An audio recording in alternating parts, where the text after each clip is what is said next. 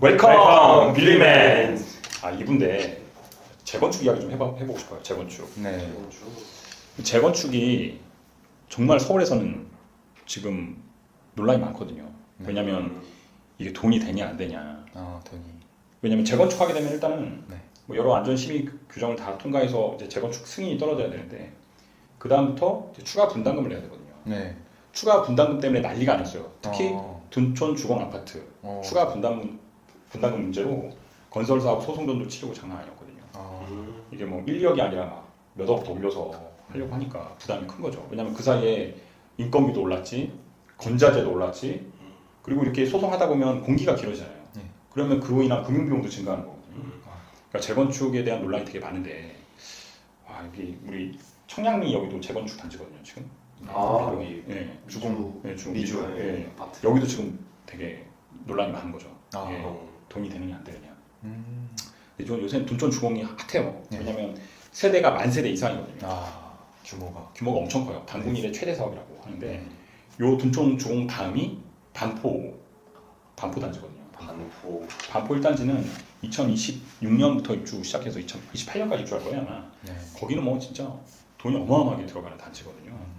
근데 둔촌 주공 이제 올림픽 파크 뭐 포레온이라는 이름으로 다시 이제 재건축해서 곧 이제 입주가 시작되거든요. 근데 이제 논란이 많아요. 이게 가격이 올라갈 것이냐, 떨어질 것이냐 이런 논란이 많은데 잔금을 치러야 되는데 잔금이 지금 3조 원이 필요하거든요. 3조 원이 잔금이 필요해요. 이게 여기 입주하려면 사람들이 3조 원을 내야 돼. 3조 원. 야, 진짜 3조 원. 야, 3조 원. 야, 엄청난 돈이죠. 3조 원. 야, 반포는 어떨까 싶어요. 그렇죠? 근데 어쨌든 이 3조 원을 해야 되는데 다 대출일 거 아니에요. 누가 현금을 3조 원을 갖고 있겠습니까? 없죠. 대출 이렇게 해야 되는데 이제 대출 규제거든요. 이 3조 원을 납입하려고 하는데 대출 규제가 강화됐거든. 그러면서 예를 들어서 내가 뭐 한 5억을 대출을 받아야 되는데 뭐 3억밖에 안 나온 거야. 그럼 2억을 또 추가적으로 대출을 일으켜야 되잖아요. 그러면 그걸 이금융권에서 가든지 아니면 뭐 다른 방법을 동원해서 이제 그걸 잔금을 치러야 되는데 이때 사람들이 예상하는 거지. 포기자가 속출할 거다. 그렇죠. 포기자가 돈이 없어서. 요즘에 또 경기도 안 좋고. 포기자가 속출하면서 가격이 떨어질 거다.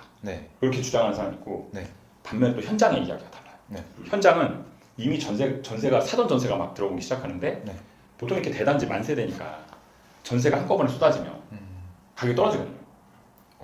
그렇죠. 왜 신규 입주단지고 전세 물량이 막 몇천 건 나올 거 아니에요.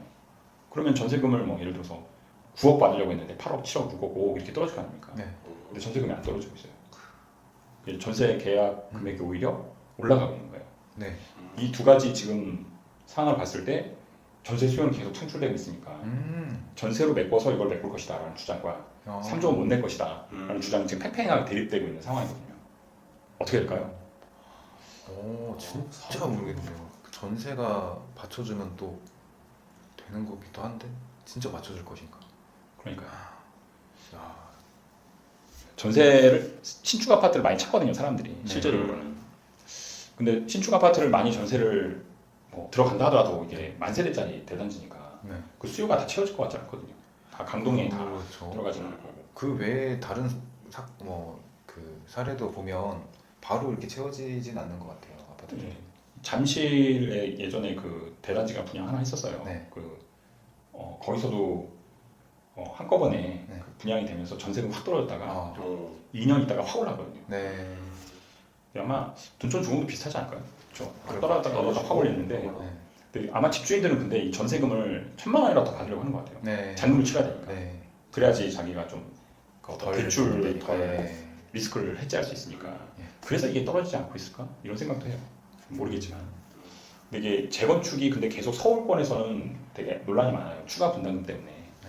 건설사들도 이제 계산도 잘 때려야 되거든요. 건자재 가격이 너무 많이 올라가지고 2배 올랐다고 하니까 건설 비용이 증가하면은 건설에서 수익을 내야 되는데 수익 구조가 되게 박해지는 거거든요.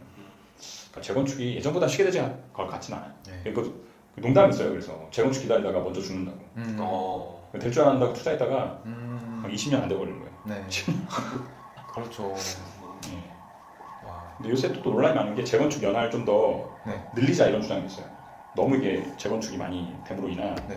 부동산 상승 유발 효과가 있으니까 네. 업체 차원에서 재건축 연한을 뭐 40년이 아니라 뭐 30년이 아니라 이렇게 길게 늘리자, 50년, 60년 늘리자 이런 주장도 있는데 그러면 이제 뭐 난리가 날 단지들이 많겠죠.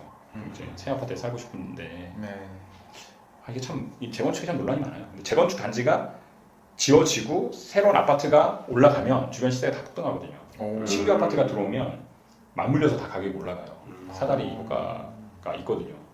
가뜩이나 지금 서울 부동산 아파트 가격이 비싼데 네. 이런 거가 또 주변 시세를 자극할 것에 대한 좀 그런 염려도 있는데 우리나라가 이미 가계 부채가 되게 높거든요. 네. 계속 이렇게 부동산 부채로 가계 부채를 유발시킨다는 거가 위험하네요. 위험하죠. 진짜. 터지면 네. 다 넘어지는. 우리는 다 이렇게 손잡고 처음부터 다시 시작해야 됩니다. 그래도 뭐 강남이겠죠. 이렇게 말을 하는 저가 뭐 부동산 투자에 대한 수익을 많이 내거나 그런 거 아니라는 걸 시청자분들 잘 그냥 보기만 하고 그냥 알아만 봤지 전혀 없습니다. 어쨌든 그런데 저는 이제 제 개인적인 소견은 그 좀 약간 이 부동산 이 과열 구간은 네. 좀 어느 정도 좀 억제가 필요한 것 같아요. 왜냐하면 이게 결국 이게 여러 폐해가 있거든요. 네. 첫 번째는 정말 이제 그 20대, 30대 네. 층들에게 사다리가 다 사라지는 거예요. 주거 사다리가 사라지는 거예요. 그렇죠. 와 진짜 뭐 10석을 어떻게 마련해요? 그러니까 그거를 마련할 수가 없잖아요.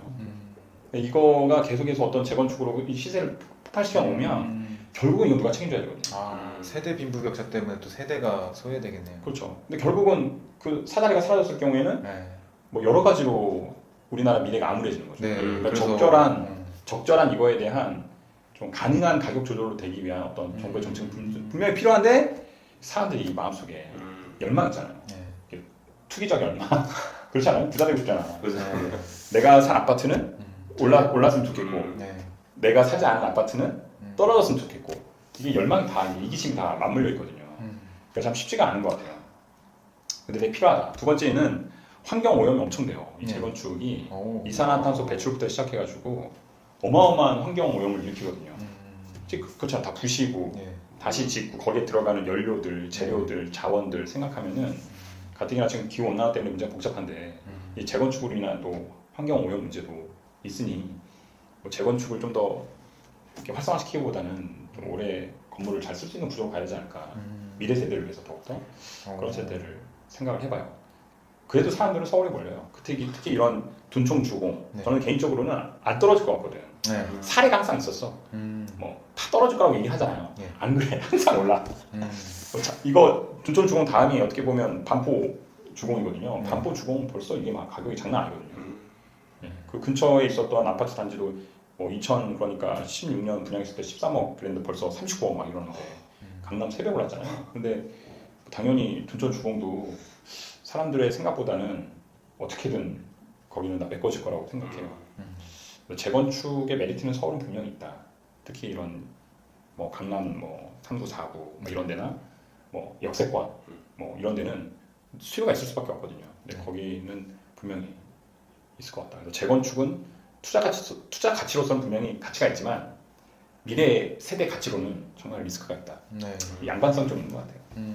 우리가 나라가 건강해지려면 자기 자식으로 생각할 게 아니라 가뜩이나 인구도 없는데 청년 전체를 자기 자식으로 생각하는 그런 공동체 정신이 다시 필요하지 않을까 싶습니다.